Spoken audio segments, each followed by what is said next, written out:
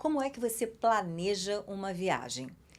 Pede recomendações para os seus amigos. Entra na internet, procura reportagens sobre o lugar, mas também vê dicas de influenciadores. Pois é, turismo é um baita mercado para criadores de conteúdo. Faz o check-in e embarca comigo nessa conversa. Eu sou a Leila Sterenberg e está começando o Meio Tempo, programa da Escola de Comunicação, Mídia e Informação da Fundação Getúlio Vargas.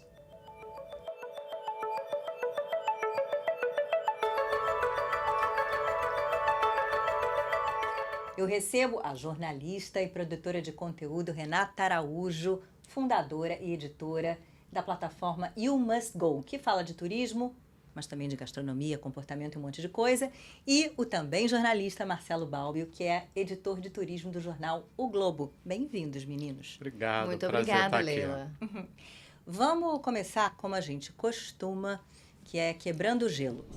Quem aqui já viajou levando um monte de guia de papel bem pesadão na mala? Várias vezes. Eu também. Eu costumo brincar que eu não revelo minha idade, mas isso ajuda a revelar, porque se eu pudesse, levava até a Barça, levava dicionário junto. Cara, eu já levei dicionário também. Pois é, Real. era útil. Era útil. Não tinha isso aqui, né, gente? Não tinha. Agora não gente. tinha Não. inteligência artificial. Não. Guia 4 rodas era uma bíblia.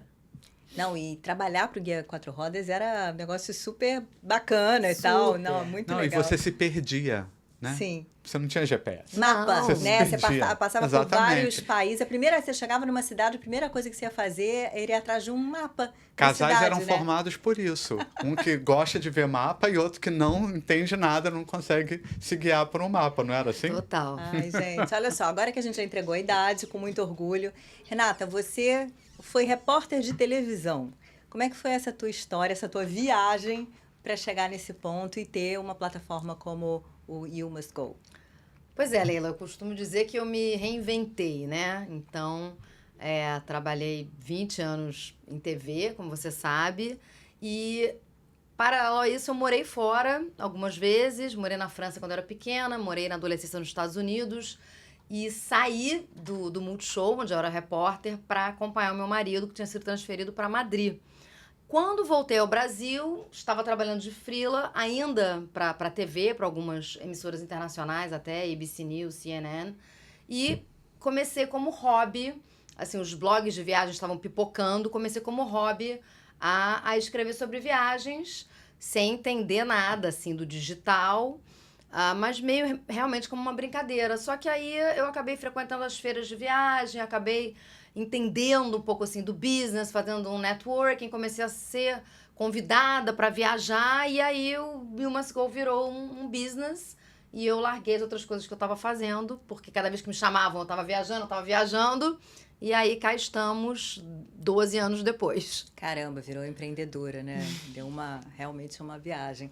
Balbio, eu confesso que eu já fiz matéria de turismo também.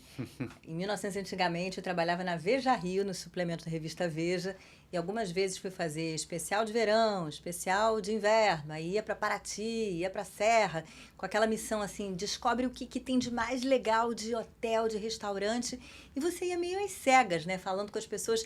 Tem um trabalho de meio cão farejador, que é mó barato. Aí, nesse sentido, qual é a tua experiência mais marcante? Eu acho que em jornal, quando eu trabalho no Globo já há bastante tempo, e dependendo da editoria que você está, você acaba viajando, né? Na maior parte das vezes acaba viajando. Se você for um cara do esporte, você vai acabar viajando para algum lugar. Se você é da área de cultura, você vai.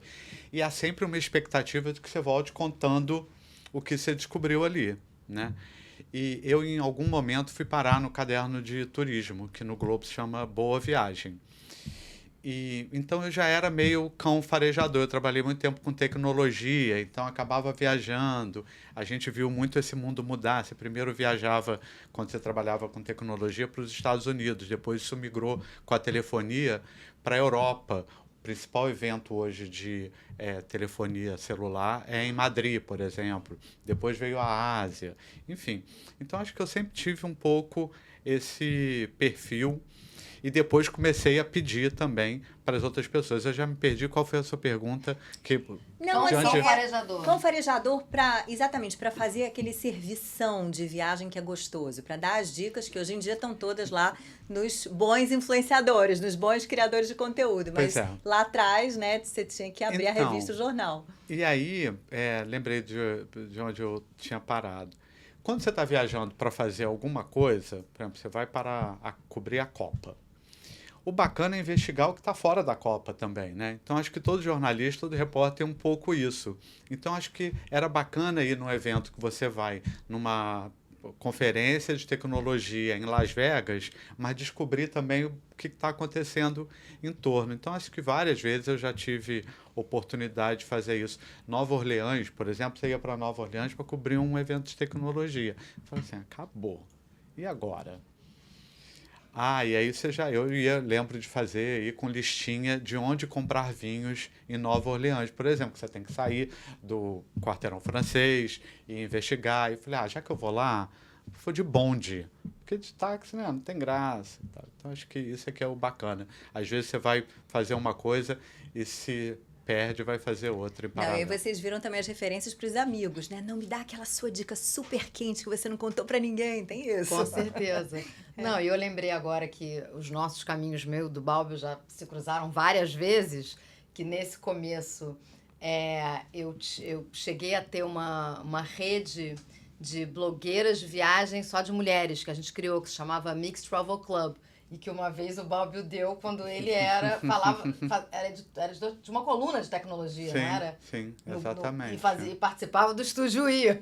Quer dizer, os nossos 3 caminhos, né?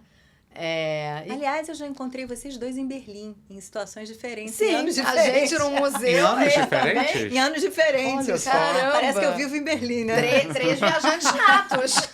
Leila, garota de Berlim. E o Boa Viagem, ele chegou a ser um caderno de papel. Naturalmente, hoje em dia, todos os jornais estão muito mais vivos no digital, normal, tendência da nossa época. Mas no digital ele está lá, Boa Viagem, e é interessante que com muita matéria que não necessariamente é de turismo propriamente, né? Isso me chamou a atenção. Outro dia tinha uma matéria sobre a Namíbia, e aí tinham turistas que tiraram a roupa numa duna e o governo estava decidindo o que ia fazer com os turistas. Enquanto é boa viagem, tá cabendo, né? Eu acho que eu tenho uma resistência a coisas que não são uma boa viagem, uma péssima viagem, por exemplo, tragédias que acontecem, etc., que infelizmente fazem parte da vida da gente. O caderno, ele existiu sempre, semanal, até a pandemia. Na pandemia, todos os jornais, os principais jornais do mundo que tinham um suplemento desse tipo, acabaram suspendendo a publicação, não fazia o menor sentido naquele momento, não só jornalístico, era de um péssimo gosto você incentivar as pessoas a viajarem. E depois, como os outros todos também, não voltou com a periodicidade que se tinha antes. Hoje a gente faz edições especiais, regulares, em momentos específicos, vésperas de férias, por exemplo. E sim, na parte online, o espectro é amplo, cabe tudo ali. Desde roteiros, que é o classicão, até curiosidades, notícias mais pontuais. Veneza começou a cobrar pelo acesso.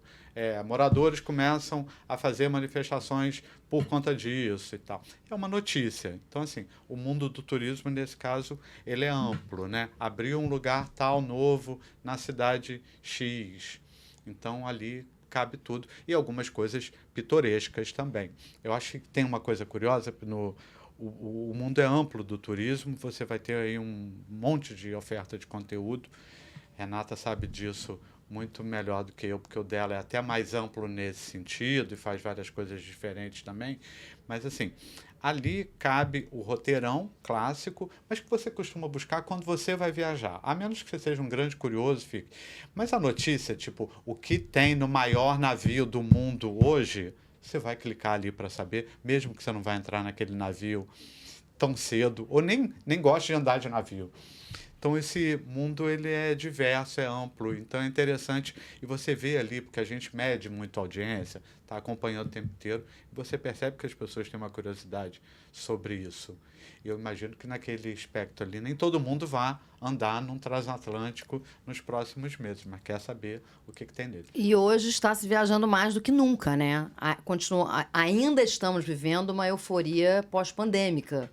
Então, acho que o turismo, que era o assunto menos digitado no Google durante aqueles 2 anos que a gente viveu, hoje está lá em cima, né?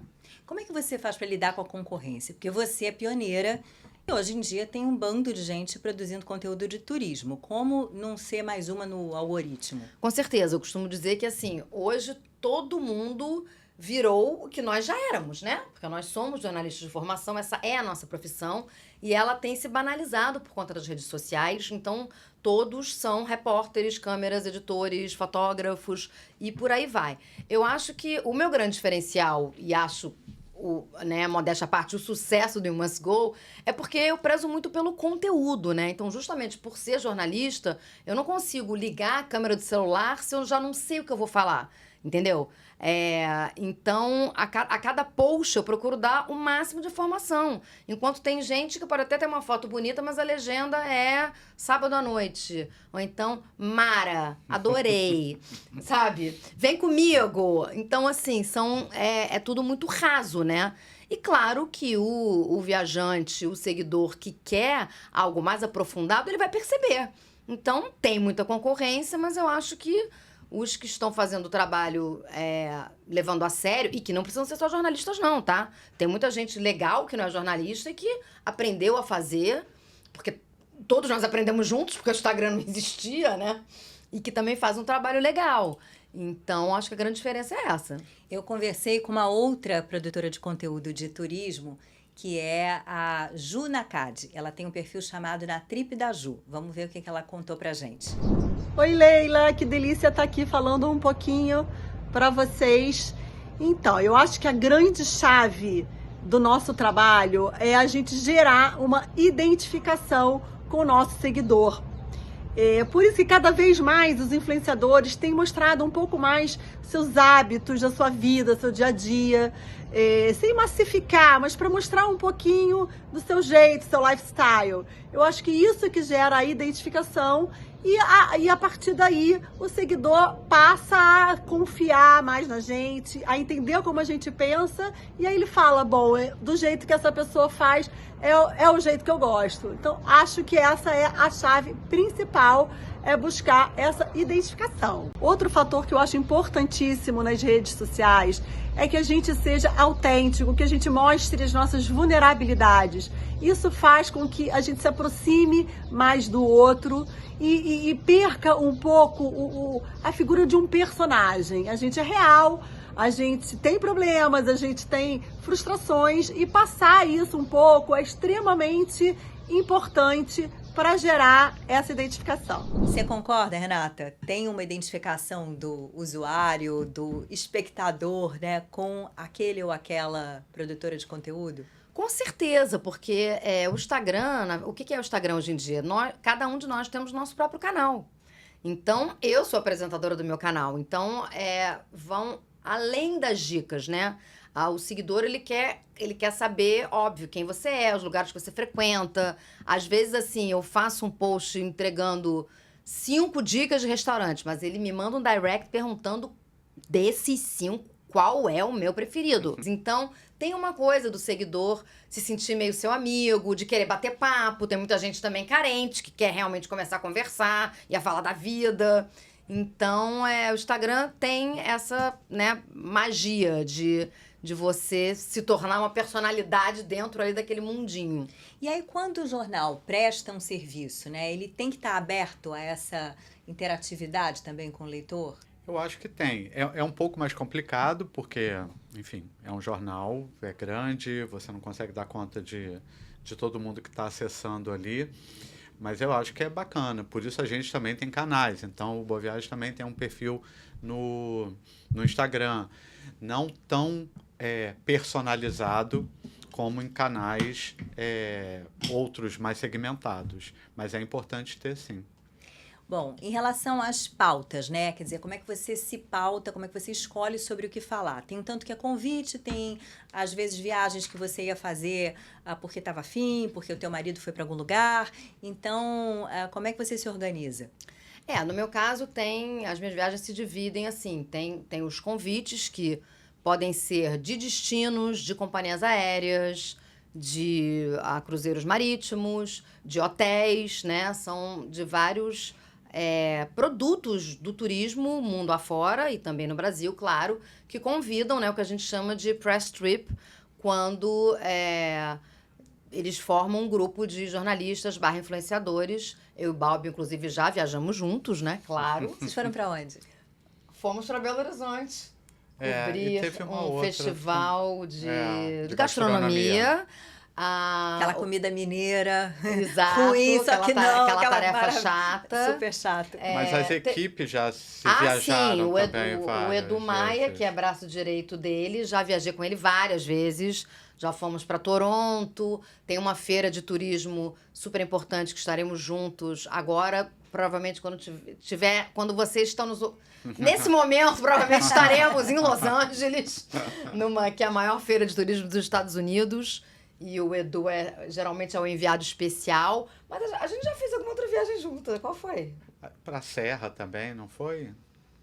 Não sei, a gente acaba esquecendo. É muita viagem, né, gente? Que são muitos chato. anos. E o jornal aceita convite?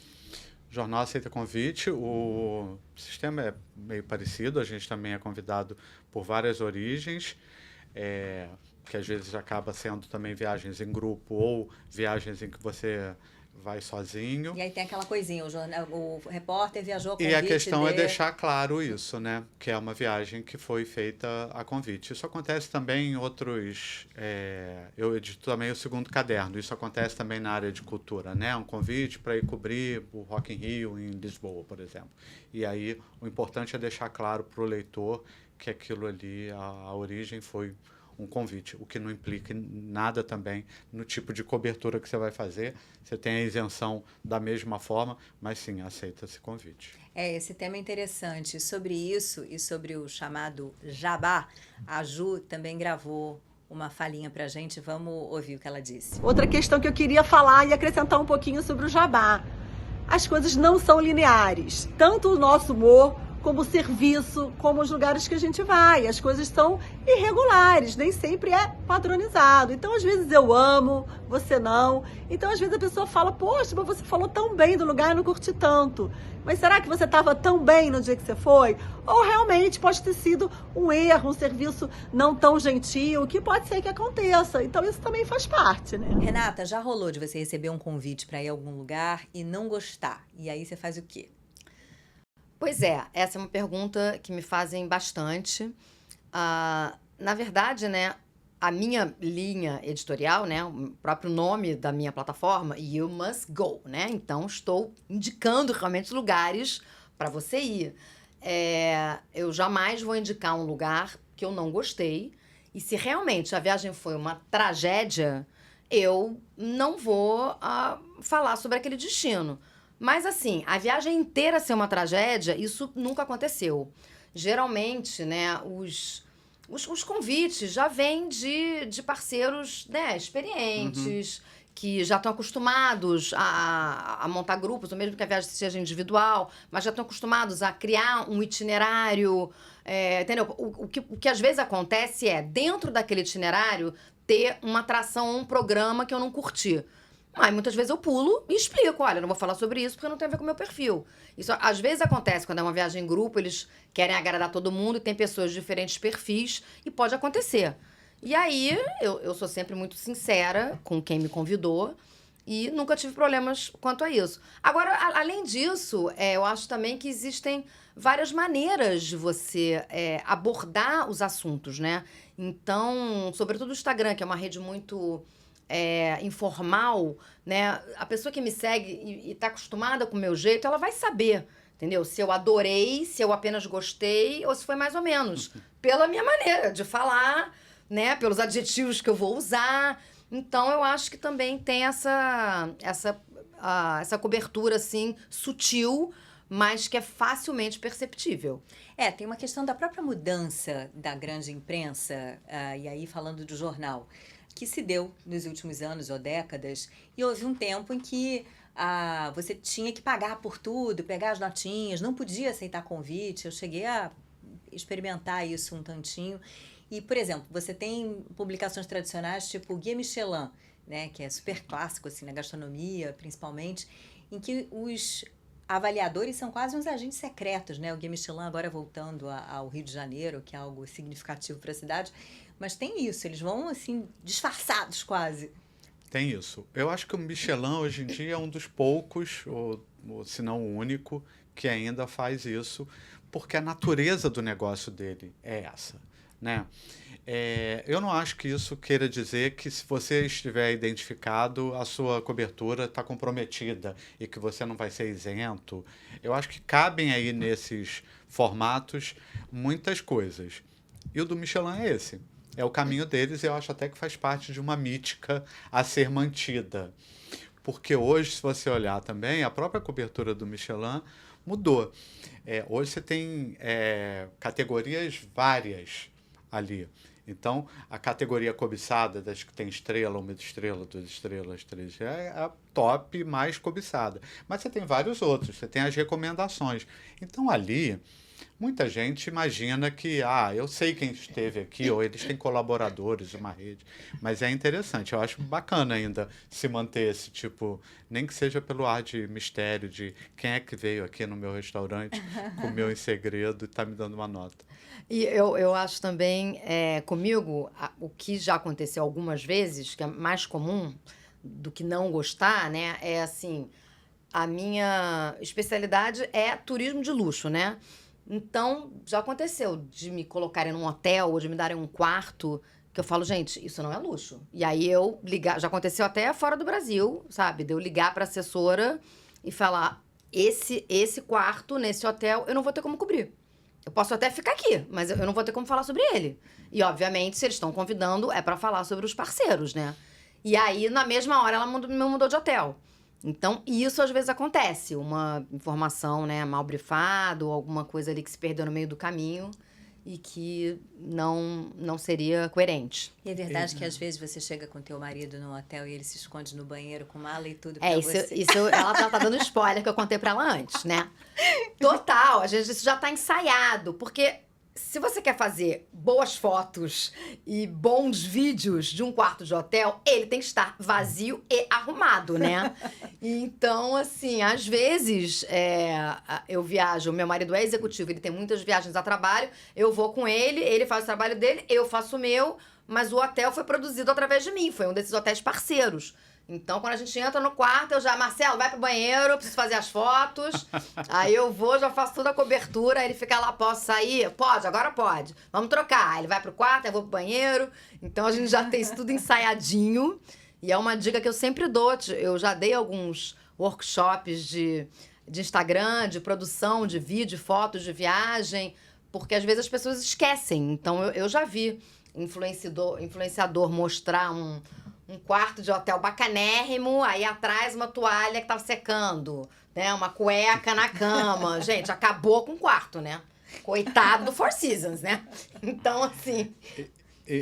Eu acho que nessa parte tem algo curioso, que é, enfim, num jornal como o Globo, você acaba sendo mais generalista, né? Você não é personalista nas redes e generalista na cobertura, porque você tem um leque ali de leitores muito amplo. E aí costumam perguntar muito, ou até estimular, ou ter uma expectativa de que há uma rixa entre jornalistas e criadores de conteúdo, por exemplo. Eu acho isso uma bobagem. A gente, particularmente, tem até uma relação de amizade e admiração, mas não necessariamente você vai ter com outros. E é muito interessante o que aconteceu. Eu, por exemplo, não vejo problema nenhum. Acho ótimo que tenha gente específica para falar de turismo de aventura, que tenha gente específica para falar de turismo em família, para falar de turismo com animal, pet. Porque a gente não dá conta disso tudo. E você vê que só foi aumentando. Quer dizer, você tem um público grande e crescente sobre todos esses temas. Né? E se complementam as informações, né? Eu gosto muito, por exemplo, do New York Times tem aquela 36 horas em algum lugar, 24 horas em algum lugar. E aí tem umas dicas bacanas, tem time out também, mas aí também tem influenciadores, influenciadoras pelo mundo com um conteúdo muito nichado, específico, que também não vai estar no jornal. É o que você está dizendo. Quando ela fala que faz luxo e tal, você tem vários perfis, Lógico. né? Você vai ter mochileiro e vai ter... Exatamente. E tem perfil, é para todos os gostos, né? É meio lugar comum dizer isso, mas é um fato. Real. Pessoal, chegou o ponto da nossa conversa em que a gente bota aqui no papo a inteligência artificial. Eu perguntei para o ChatGPT, meninos, o seguinte: baseado em guias de turismo respeitados no mercado e em dicas de influenciadores de viagem que tenham credibilidade, também cuidado com o prompt, né?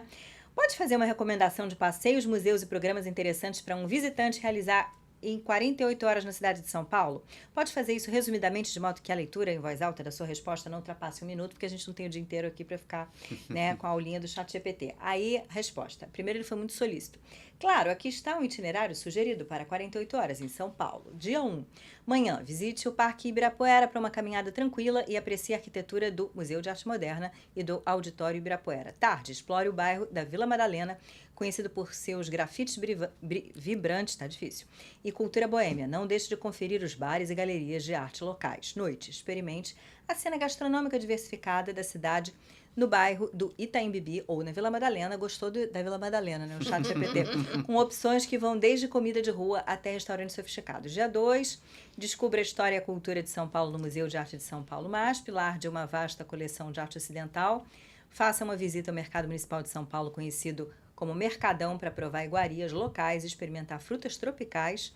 Noite, termine sua estadia com um passeio pela Avenida Paulista, onde você pode desfrutar de entretenimento ao vivo, restaurantes e lojas, além de admirar a vista da cidade do Mirante do Sesc. Eu só acho que só não concordei com esse negócio de Avenida Paulista à noite. Achei estranho isso. Nunca andei pela Avenida Paulista, assim, flanar pela Avenida Paulista. Não é muito aprazível. Pois é, cara, eu acho que... Mas ele é sempre tão educado, né? Que você já fica... Eu Não adoro é? as respostas do chat Eu adoro GPT, que também. ele começa assim também. Eu já me vi perguntando. Eu agradeço também, no final. Não, eu tenho vontade de escrever Eu assim, peço, por por favor, obséquio. exatamente. Mas olha só, tem coisas que Mas fazem acho que sentido. acertou mais do que Não, errou. acertou mais do que errou. Mercado municipal é legal, né? O Sim. MASP, o MAN e tal, se estiver rolando a Bienal, então... Né? Vila Madalena 2 vezes, eu acho que pula, foi um né? pouco, eu acho que o problema é, se tiver algo que acabou de abrir, algo Não vai muito saber, novo, óbvio. ele não vai saber. Ele não vai saber a exposição que está em cartaz nesse momento. Talvez algum lugar tenha fechado e ele pode citar. E a questão do prompt mesmo, que é dicas culturais, né? Ou dicas Você gostou do meu ao prompt? ar livre. Adorei. Viu? Mas é porque é um skill hoje em dia, né? A Você gente fazer tem que isso. aprender a falar com Então, pedir sempre mais Ser objetivamente. mais nichado. Mas eu acho que, assim, puxando brasa para a nossa sardinha, a gente vai ter as dicas mais específicas e atualizadas que o ChatGPT não vai ter, né? Com certeza. Sim. Meninos, a gente está caminhando para o fim. Eu vou pedir para vocês me contarem qual foi a viagem mais roubada que vocês já fizeram. Dá para contar? Meu Deus do céu. Tem algumas, né? Vou ter que dar uma, vou ter que dar uma resumida aqui, porque eu tenho... Quando eu tinha um podcast, inclusive, que eu estava contando com você, com a Cláudia Salé, Aprendiz de Viajante, a gente fez um episódio só de perrengues de viagem. E eu tenho uma matéria no site também. Eu tenho uma que foi um convite do turismo da Tailândia, mas que foi muito desorganizado, que a gente ficou viajando de carro, assim, pelo interior da Tailândia, que foi super caótico. E eu tenho uma que aí foi um perrengue autoral, porque eu resolvi ir sozinha dirigindo até o Mont Saint-Michel, quer dizer, eles me convidaram e eu fui sozinha, mas assim, não tô tão acostumada a dirigir em estrada, muito menos na França, e aí nessa de olhar o GPS e prestar atenção na direção, né, e tudo mais, obviamente eu errei o caminho, e era um bate e volta, eu sei que, e na hora, então assim, já errei o caminho na ida, já tive pouco tempo para voltar, e aí eu tinha o último trem que voltava para Paris, e na hora de entregar o carro eu não achava locadora de jeito nenhum, porque tinha uma obrinha E aí, né, vem a inteligência artificial, o GPS, ele me mandava entrar numa rua que eu não conseguia entrar, e eu desesperada, monsieur, s'il vous plaît, monsieur. Tipo assim, onde é que é? Onde é que é o carro, a entrega do carro, o aluguel, não sei o quê. Eu sei que, assim, tava, sério, chorando, rezando, pedindo qualquer coisa. Até que, não sei, que veio uma luz que eu vi, assim, uma plaquinha lá no fundo. Aí deixei o carro, assim, joguei o carro, peguei uma mala, joguei a chave, assim. Tipo assim, tenho trem pra pegar, saí correndo, sei lá. Você pegou o trem? Peguei 2 minutos, suando, assim. Uns 2 minutos antes. E você? Eu já tive várias, mas para não ferir suscetibilidades, eu vou falar de uma frustrante. Pode ser? Pode trocar? Pode.